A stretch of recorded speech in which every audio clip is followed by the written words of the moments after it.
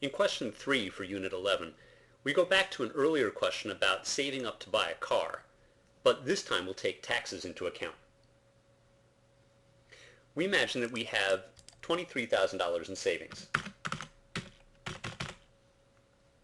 and that the interest paid on our savings account is 5%.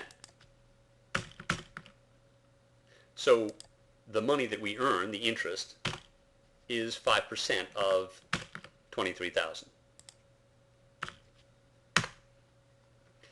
But in this more realistic version, we don't get to keep all of this interest. Interest is income, and therefore it's taxed by the government. We'll assume that our tax rate is 29%, marginally, that is, of any extra money, and we'll assume that the interest is extra money, is taxed at 29%. So, of the $1150, 29% of it will be taxes. So next year, 1 year later, the money we'll have is what we started with, plus the interest we earned, minus the amount that we need to pay to the government. We can drag this down and find out how the amount of money in the bank, that's this column over here, increases over the years.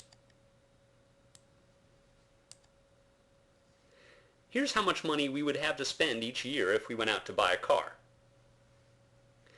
The car in question costs $26,500 today, but we're assuming that the inflation rate is 3%.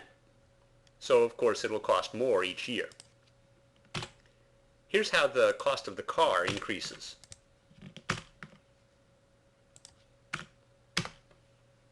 It's 3% more this year, and so on. Here we are 15 years later, and our $23,000 has grown to $38,813. But unfortunately, the price of the car has risen to $41,286, and 15 years later, we still can't buy it.